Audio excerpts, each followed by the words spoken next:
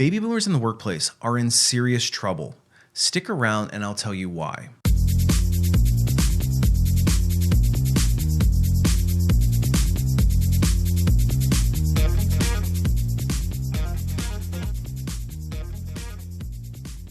Hey everybody, it's Brian from A Life After Layoff, and today I want to share with you why baby boomers are in such a bad place in the labor market. The baby boomer generation was anybody that was born in the mid 40s all the way through the mid 60s, and what that means is that a lot of baby boomers have already retired, and the rest of them are in the twilight of their career. And so over the next 4 to 5 years, you're going to see a majority of that generation retiring and heading off into the sunset. And hopefully it's on their own accord and not forcibly. But that's where the problem lies. And a lot of baby boomers are finding some significant instability that is causing chaos in their retirement plans and in their careers at the tail end of it. So I want to break down some of the dilemmas that they are facing and possible solutions. And if you're not a baby boomer watching this, I'd encourage you to take some careful notes so that you don't fall into these same traps yourself.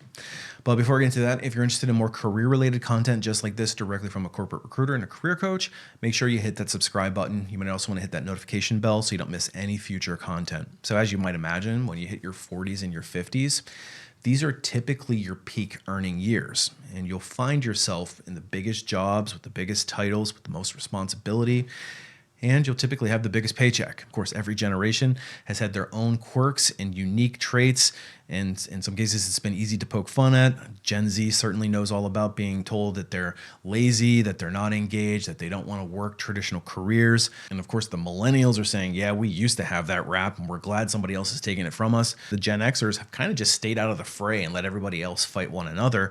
And of course, there's the baby boomers who have a reputation of being out of touch, kind of antiquated, and often saying things like, it's the younger generations that don't want to work today. And of course, we're all familiar with the memes where baby boomer bought their house back in the 1970s for a pack of gum and $50, and they flipped it into $1 million investment. But the reality is that the baby boomer generation finds themselves in a very serious predicament at this point in time. And when I speak to them in my coaching sessions, I do notice that there's a pervasive sense of hopelessness with people who are advancing their career and trying to retire, especially in today's difficult job market where things are so topsy-turvy.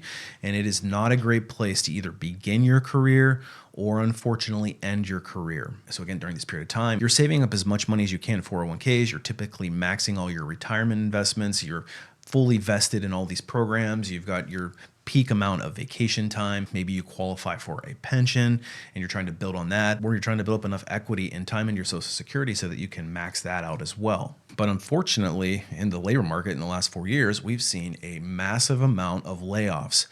And if you're somebody that's in the tail end of your career, this can be particularly detrimental. So what has happened in the workplace, in particular for the boomer generation, is they have found themselves at the top end of a lot of salary bands. And guess what happens during cost-cutting measures like a layoff? Companies will reference the salary data. They'll go to the top of the salary bands and see who's residing there. And a lot of times, baby boomers have found themselves to be at the very top, and they become an easy target. And when they get laid off, that's when all the turmoil starts.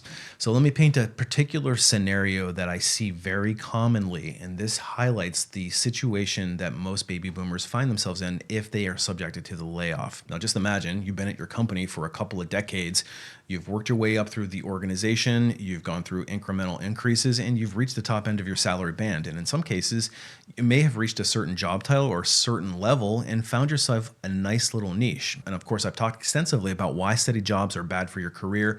If you haven't seen that video, I would encourage you to check that one as well so that you understand where I'm coming from here. But if you will, you've made a lot of allies during your 25 years at the company, and you've moved into progressively bigger roles, maybe potentially fairly niche. And in some cases, they may have even created a job for you because a particular leader wanted you in this certain role and they felt that you had the right skill set for it. That leader ends up retiring. This leader ends up retiring. And before you know it, everybody that you knew is no longer in the workplace. A new leadership team comes in who doesn't have those same relationships with you, and they start looking at cost-cutting measures. They go through the spreadsheet and they realize you're making a lot of money and you're not really part of their corporate vision for where they want the company to go.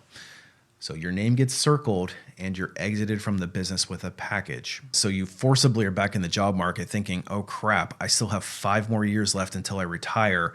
And this puts a major kink in my plans. So you update your resume, you send it out, and you get absolute crickets as a response. Nobody's calling you. And in fact, the only time you hear back from the employer, if you do, is a canned rejection letter that tells you that you weren't even considered. And unfortunately, this is a very common and real scenario that I see repeatedly.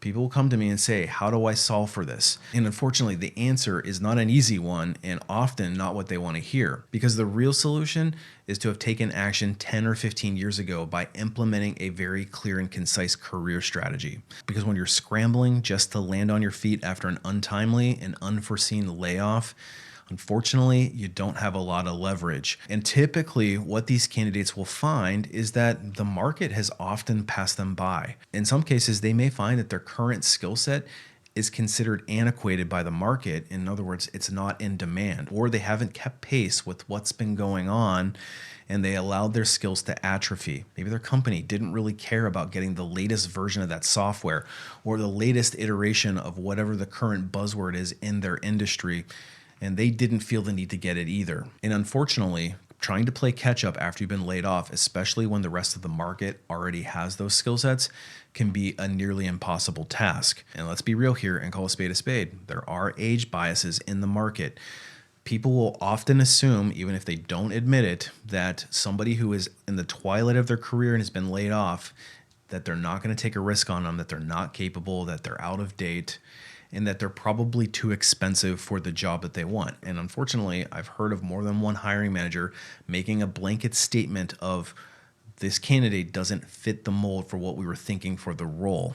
In other words, they want somebody younger that they can groom into it. And while that's age discrimination, and of course that's illegal here in the United States, I think we can't be too naive to say that that doesn't happen. And of course, the income expectation becomes a barrier as well.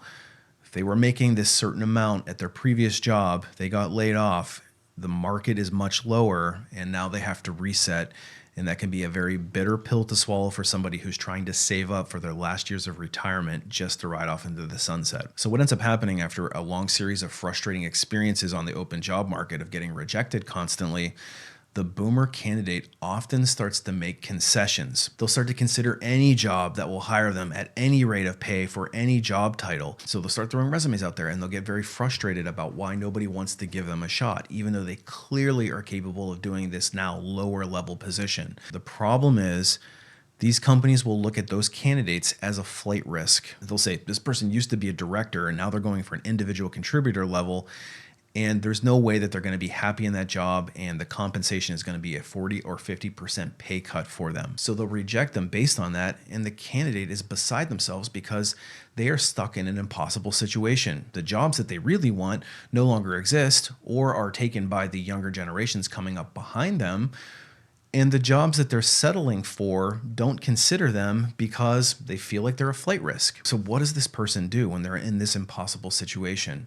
And unfortunately, there's not a clear solution here. If this is you, the best thing that you can do is make sure that your hiring presentation is as tight as possible. So I'm looking at the job market. I'm looking at what skills are in demand and being asked for, and then assessing whether or not I have the latest and greatest. Then I'm making sure that my resume reads as clear as possible to convey the fit, because again, you're going to be competing with people who are up and coming and moving up in their careers, where unfortunately they may be looking at you as somebody who has stagnated and is now tailing off in their career. And it's not an enviable position. And the next most important thing that you need to be doing is building those networks. And unfortunately, if you have neglected your networking up until now and you've been laid off and you're now scrambling, it's going to be much more difficult to try to produce any fruit from your existing networks. So you have to rely on things like targeted networking, where you're actively going in and finding people who have those jobs and putting yourself into the right position at the right times on places like LinkedIn and other networking types of events. Now, again, this all boils back to strategy. And if you blindly go into this expecting that this is going to work for you without knowing what it is that you're doing, the chances of this actually producing any fruit for you are pretty slim. And unfortunately, It's really the decisions that you made 10, 15, even 20 years earlier in your career that set the stage for where you might be today. Whether you stayed in a job too long, whether you neglected networking up until this point and now you're scrambling, or maybe you let your skills atrophy. Any one of those could have been solved with an implemented strategy in the past. So of course that doesn't do you any good today. So what this means for people who aren't baby boomers who might be watching this, especially those Gen Xers out there, pay careful attention to what's going on right now because you don't want to repeat these same mistakes. And so that's why the baby boomer generation is in deep doo-doo today if you're still in the workplace. Take the proactive steps to make sure that you're protecting yourself, you're protecting your future, and act like the CEO of your career. But if you find yourself in this situation and you need more help, that's something that I specialize in. I've got a website called alifeafterlayoff.com, which is loaded with tips and tricks, all from an insider's perspective. And I share my deepest and most intimate coaching knowledge in the form of some training courses. The first one is called Resume Rocketfuel. It's going to teach you how to present all of that wonderful experience that you've had to date in the most effective manner to try to get the recruiter to take notice of you so that you get into first round interviews. But once you get into the interview process, it's up to you to market yourself effectively through each round. And that's where the Ultimate Job Seeker Bootcamp comes in.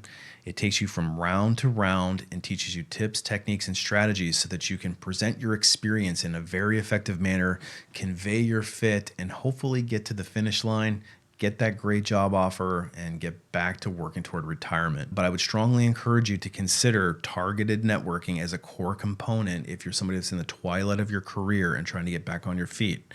We do that through LinkedIn. And if you don't know how to leverage LinkedIn, I've created a course called Unlocking LinkedIn, which will teach you how to get recruiters to start noticing you, how to skip the line altogether with your applications, and more importantly, how to leverage the power of targeted networking to try to increase your callbacks. But ultimately, it boils down to career strategy. And if you lack career strategy, it is easy to make decisions that are not in your best interest 20 years previous, and you didn't even realize it.